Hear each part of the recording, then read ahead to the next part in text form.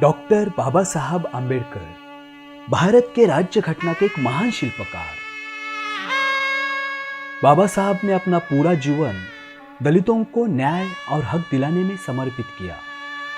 भीमराव रामजी आंबेडकर जी का जन्म 14 अप्रैल 1891 में एक सामान्य कुटुंब में हुआ।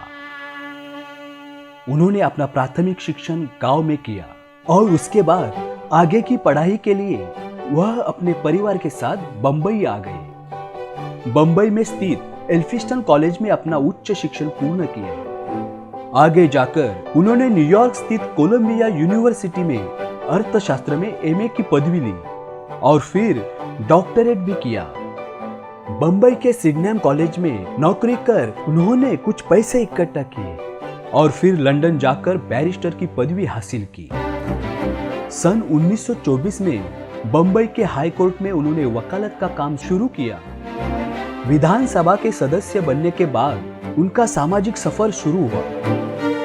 दलितों के उद्धार के लिए उन्होंने कई आंदोलन और सत्याग्रह किए, जैसे कि 14 तालाब में दलितों को पानी मिलने का हक, दलितों को मंदिर में प्रवेश मिलने का हक। ऐसे अनेक सत्याग्रह में वह यशस्वी हुए।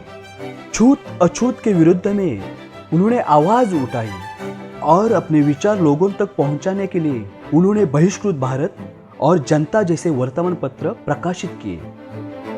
महिलाओं के उद्धार के लिए उन्होंने कई आंदोलन में भाग लिया। बाबा साहब को किताबें पढ़ने का बहुत शौक था। उन्होंने करीब करीब 11 ग्रंथ लिखे। डॉक्टर आंबेडकर ने गोलमेज परिषद में प्रतिनिधित्व किया। वहां उन्होंने हरिजनों के लिए अलग आरक्षण का प्रस्ताव रखा और आगे जाकर हरिजनों को आरक्षण मिला। बाबा साहब वाइसरॉय के कार्यकारिणी सदस्य हुए और उस दौरान उन्होंने दलितों के विकास के लिए कई रास्ते निकाले। दलितों के शिक्षा के लिए उन्होंने पीपल्स एजुकेशन सोसाइटी की स्थापना की। सन 1947 में संविधान सभा ने स्वतंत्र भारत का संविधान लिखने के लिए ड्राफ्टिंग कमेटी बनाई। उसमें भारत के केंद्रीय कायदा मंत्री डॉक्टर बाबा साहब आंबेडकर को अध्यक्ष चुना गया और उनके अध्यक्ष पद के तहत स्वतंत्र भारत का संविधान बनाया गया।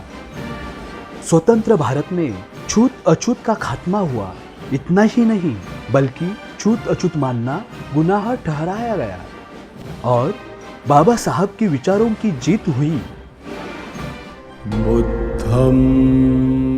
14 अक्टूबर 1956 में डॉक्टर बाबा साहब आंबेडकर ने बौद्ध धम्म की दीक्षा ली। बाबा साहब ने दलितों के और देश के विकास के लिए काफी संघर्ष किया और अंत में 6 दिसंबर 1956 का वो काला दिन जब समय ने हमारे प्यारे बाबा को उम्र के 65वें साल में हमसे छीन लिया।